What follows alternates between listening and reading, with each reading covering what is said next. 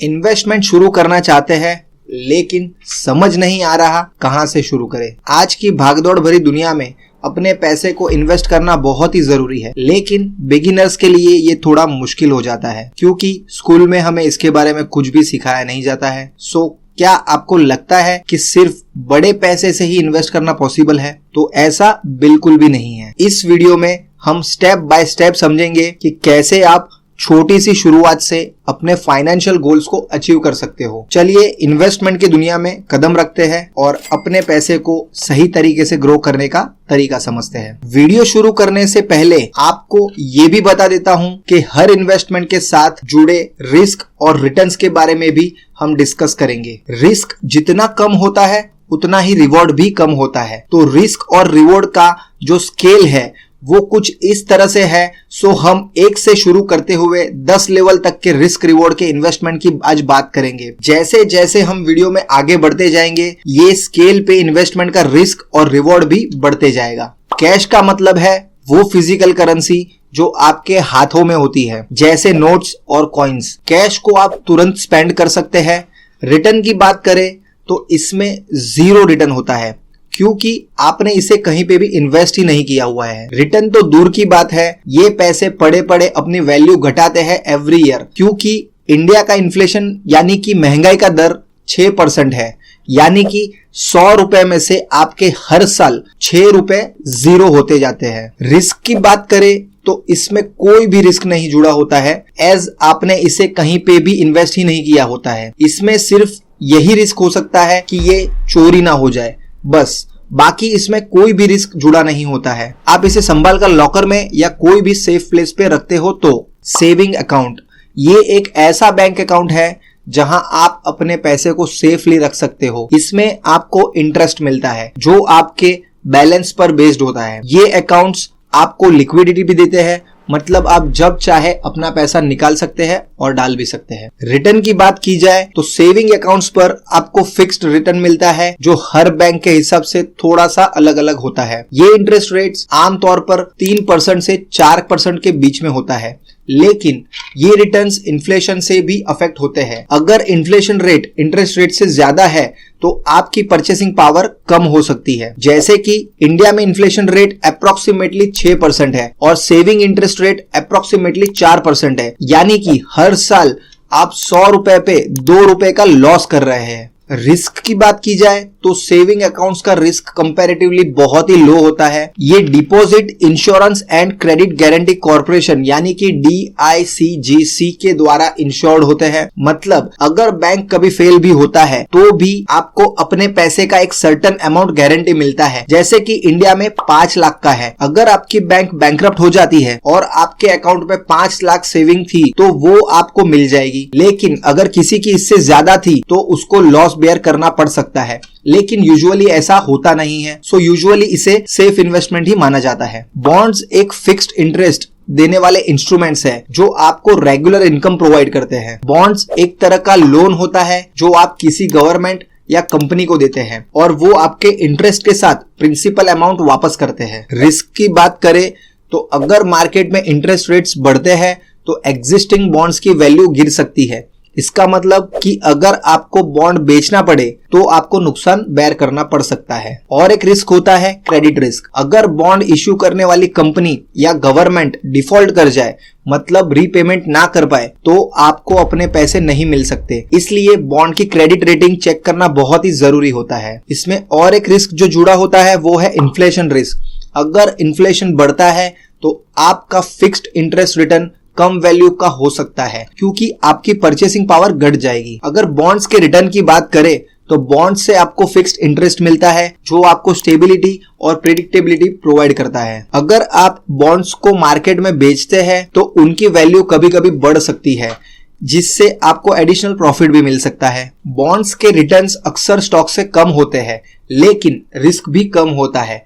5 से 6% का annual returns हमें बॉन्ड्स में मिल सकता है। FD फिक्स्ड डिपॉजिट और RD recurring deposit. Fixed deposit एक ऐसा इन्वेस्टमेंट ऑप्शन है जहां आप अपने पैसे को एक फिक्स्ड पीरियड के लिए बैंक में रखते हैं और रिकरिंग डिपॉजिट में आप रेगुलर इंटरवल पर एक फिक्स्ड अमाउंट बैंक में जमा करते हैं। इस पीरियड के दौरान बैंक आपको एक fixed interest rate per annum देता है। ये ड्यूरेशन आमतौर पर 7 दिन से लेकर 10 साल तक का हो सकता है। एफडी और आरडी पर रिटर्न्स काफी अट्रैक्टिव होते हैं, जो सेविंग अकाउंट से कहीं ज्यादा होते हैं। इंटरेस्ट रेट्स आमतौर पर 5 से 7% के बीच होते हैं बैंक्स और टेनर के हिसाब से। इंटरेस्ट आपको मैच्योरिटी पर ही मिलता है। एफडीज और आरडीज का रिस्क भी बहुत लो होता है। ये भी इंश्योर्ड होते हैं, यानी अगर बैंक फेल होता है तो आपको अपने पैसे का एक सर्टेन अमाउंट गारंटी मिलता है। लेकिन एक दिक्कत है, अगर आप एफडी और आरडी को मैच्योरिटी से पहले विथड्रॉ करते हैं तो आपको कुछ पेनल्टी भी लग सकती है और इंटरेस्ट रेट्स भी कम हो सकते हैं। एनपीएस यानी कि नेशनल पेंशन सिस्टम। एनपीएस एक पेंशन स्कीम है जो गवर्नमेंट ऑफ इंडिया ने लॉन्च की है। ये स्कीम उन लोगों के लिए है जो अपने रिटायरमेंट के लिए रेगुलर सेविंग करना चाहते हैं। इसमें आप अपना पैसा इक्विटी, गवर्नमेंट बॉन्ड्स और कॉर्पोरेट डेब्ट में इन्वेस्ट कर सकते हैं। एनपीएस आपको रिटायरमेंट के बाद फाइनेंशियल सिक्योरिटी प्रोवाइड करता है। एनपीएस पर रिटर्न्स काफी कॉम्पिटिटिव होते हैं। रिटर्न्स काफी फैक्टर्स पर डिपेंड करते हैं, जैसे आपका एसेट एलोकेशन। आमतौर पर एनपीएस का एक्सपेक्टेड रिटर्न 8 से लेकर 10% के बीच होता है, लेकिन ये मार्केट परफॉर्मेंस पर भी डिपेंड करता है।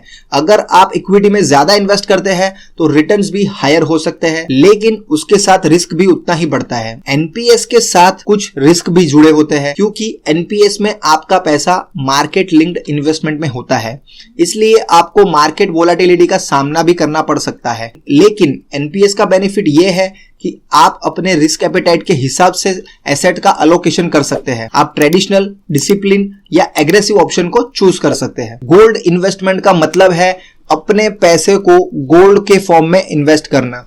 ये फिजिकल गोल्ड हो सकता है, जैसे गोल्ड कॉइन या ज्वेलरी, या फिर फाइनेंशियल इंस्ट्रूमेंट जैसे गोल्ड ईटीएफ या सोवेरिन गोल्ड बॉन्ड्स। गोल्ड ट्रेडिशनली एक सेफ इन्वेस्टमेंट माना जाता है जो इन्फ्लेशन और इकोनॉमिक अनसर्टेनिटी से प्रोटेक्ट करता है। गोल्ड का रिटर्न टाइम के साथ फ्लक्चुएट करता है।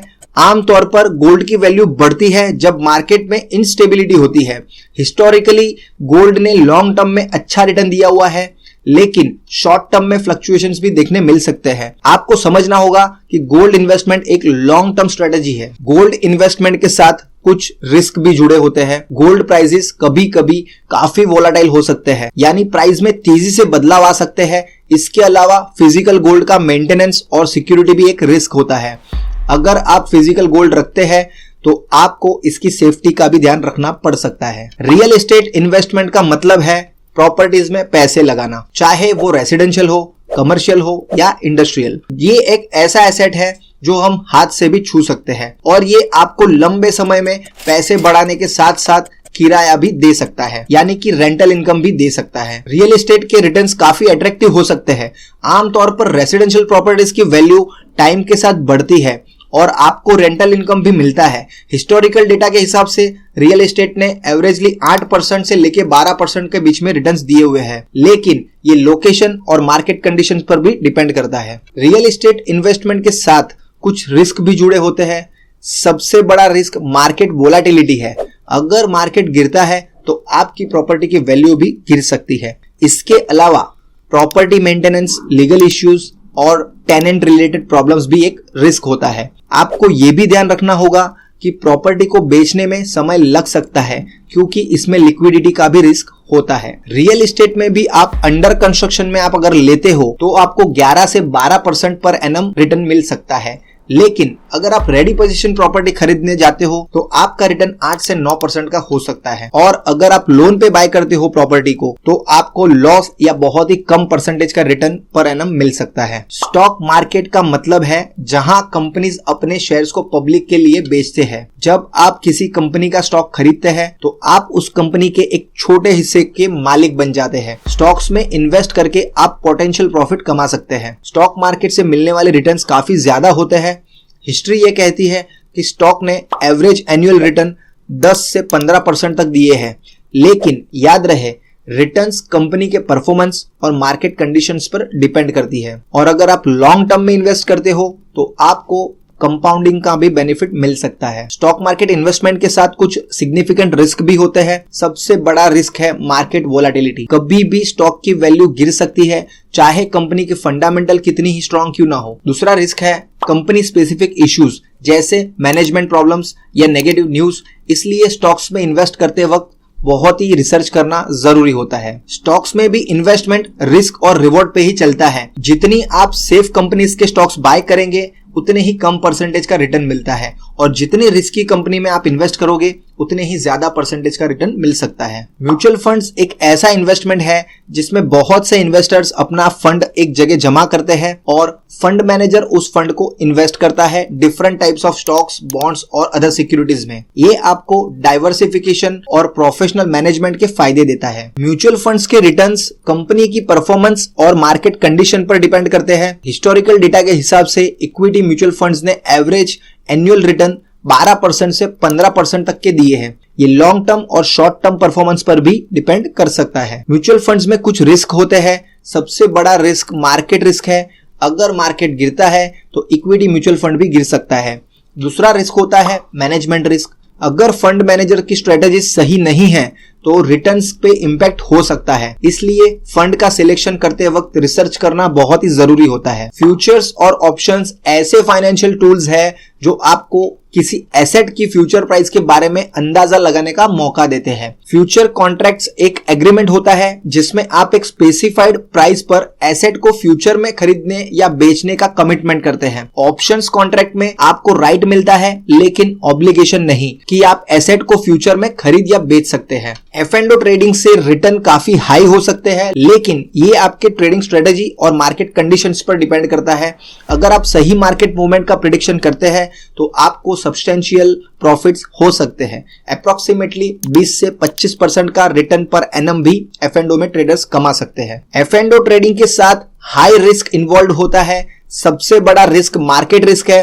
अगर मार्केट आपकी एक्सपेक्टेशन के अगेंस्ट मूव करता है तो आपको बड़े बड़े लॉस का सामना करना पड़ सकता है। दूसरा रिस्क है लेवरेज रिस्क।